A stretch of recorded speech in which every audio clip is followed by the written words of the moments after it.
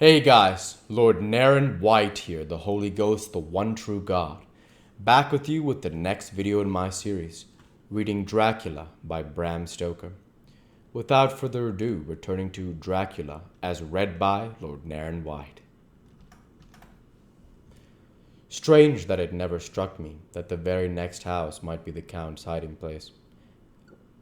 Goodness knows that we had enough clues from the conduct of the patient Renfield. The bundle of letters relating to the purchase of the house were with the transcript. Oh, if we had only had them earlier, we might have saved poor Lucy. Stop! That way madness lies. Harker has gone back, and is again collecting material. He says that by dinner time they will be able to show a whole connected narrative. He thinks that in the meantime I should see Renfield. Hitherto he has been a sort of index to the coming and going of the Count. I hardly see this yet, but when I get at the dates I suppose I shall. What a good thing that Mrs. Harker put my cylinders into type. We never could have found the dates otherwise. I found Renfield sitting placidly in his room, with his hands folded, smiling benignly. At the moment he seemed as sane as anyone I ever saw. I sat down and talked with him on a lot of subjects, all of which he treated naturally. He then, of his own accord, spoke of going home, a subject he has never mentioned to my knowledge during his sojourn here. In fact, he spoke quite confidently of getting his discharge at once. I believe that, had I not had the chat with Harker, and read the letters and the dates of his outbursts, I should have been prepared to sign for him after a brief time of observation. As it is, I am darkly suspicious. All those outbreaks were in some way linked with the proximity of the Count. What then does this absolute content mean? Can it be that his instinct is satisfied as to the vampire's ultimate triumph? Stay, he is himself zoophagous, and in his wild ravings outside the chapel door of the deserted house he always spoke of Master. This all seems confirmation of our idea. However, after a while I came away. My friend is just a little too sane at the present to make it safe to probe him too deep with questions. He might begin to think, and then, so I came away. I mistrust these quiet moods of his, so I have given the attendant a hint to look closely after him, and to have a straight waistcoat ready in case of need. Jonathan Harker's Journal, 29 September, in train to London. When I received Mr. Billington's courteous message that he would give me any information in his power, I thought it best to go down to Whitby and make, on the spot, such inquiries as I wanted. It was now my object to trace that horrid cargo of Count's to its place in London. Later, we must be able to deal with it. Billington Jr., a nice lad, met me at the station, and brought me to my father's house, where they had decided that I must spend the night. They are hospitable, with true Yorkshire hospitality. Give a guest everything and leave him to do as he likes. They all knew that I was busy, and that my stay was short, and Mr. Billington had ready in his office all the papers concerning the consignment of boxes. It gave me almost a turn to see again one of the letters which I had seen on the Count's table before I knew of his diabolical plans. Everything had been carefully thought out and done systematically with precision. He seemed to have been prepared for every obstacle which might be placed by accident in the way of his intentions being carried out. To use an Americanism, he had taken no chances, and the absolute accuracy with which his instructions were fulfilled was simply the logical result of his care. I saw the invoice and took note of it. 50 cases of common earth to be used for experimental purposes. Also, the copy of the letter to Carter Patterson and their reply. Of both these I got copies. This was all the information Mr. Billington could give me, so I went down to the port and saw the coast guards, the customs officers, and the harbor master, who kindly put me in communication with the men who had actually received the boxes. Their tally was exact with the list, and they had nothing to add to the simple description. 50 cases of common earth, except that the boxes were main and mortal heavy, and that shifting them was dry work.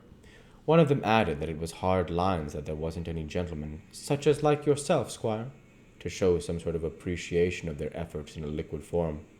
Another put in a rider that the thirst then generated was such that even the time which had elapsed had not completely allayed it. Needless to add, I took care before leaving to lift, forever and adequately, this source of reproach. 30 September. The station master was good enough to give me a line to his old companion, the station master at King's Cross, so that when I arrived there in the morning, I was able to ask him about the arrival of the boxes. He, too, put me at once in communication with the proper officials, and I saw that their tally was correct with the original invoice. The opportunities of acquiring an abnormal thirst had been here limited. A noble use of them had, however, been made, and again I was compelled to deal with the result in ex post facto manner. From thence I went to Carter Patterson's central office, where I met the utmost courtesy. They looked up at the transaction in their daybook and letter book and at once telephoned to their King's Cross office for more details. By good fortune, the men who did the teaming were waiting for work, and the official at once sent them over, sending also by one of them the waybill and all the papers connected with the delivery of the boxes at Carfax. Here again I found the tally agreeing exactly. The carrier's men were able to supplement the paucity of the written words with a few more details. These were, I shortly found, connected almost solely with the dusty nature of the job, and the consequent thirst engendered in the operators. On my affording an opportunity, through the medium of the currency of the realm of the allaying at a later period, this beneficial evil, one of the men remarked, "That 'ere house, governor, is the rummiest I ever was in, blimey! But it ain't been touched since 100 years. There was dust that thick in the place that you might sleep on it without hurting your bones, and the place was that neglected that you might have smelled old Jerusalem in it. But the old chapel, that took the psych, that did. Me and my mate, we thought we wouldn't never get out quick enough. Lord, I wouldn't take less nor a quid a moment to stay there after dark." Having been in the house, I could well believe him, but if he knew what I know, he would, I think, have raised his terms. Of one thing I am now satisfied, that all those boxes which arrived at Whitby from Varna in the Demeter were safely deposited in the old chapel at Carfax. There should be 50 of them there, unless any have since been removed, as from Dr. Seward's diary, I fear. Later, Mina and I have worked all day, and we have put all the papers into order. Mina Harker's Journal, 30 September. I am so glad I hardly know how to contain myself. It is, I suppose, the reaction from the haunting fear which I have had, that this terrible affair and the reopening of his old wound might act detrimentally on Jonathan. I saw him leave for Whitby with as brave a face as could, but I was sick with apprehension. The effort has, however, done him good. He was never so resolute, never so strong, never so full of volcanic energy as at present. It is just as that dear, good Professor Van Helsing said, he is true grit, and he improved under the strain that would kill a weaker nature. He came back full of life and hope and determination. We have got everything in order for tonight. I feel myself quite wild with excitement. I suppose one ought to pity anything so hunted as the Count. That is just it. This thing is not human, not even a beast.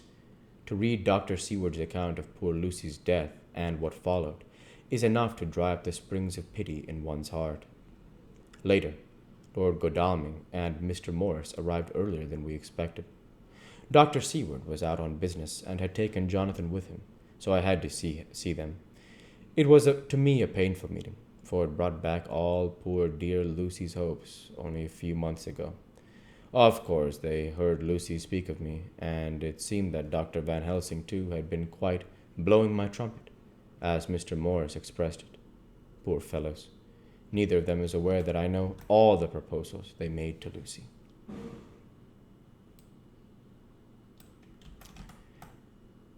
We'll go ahead and stop there for this week.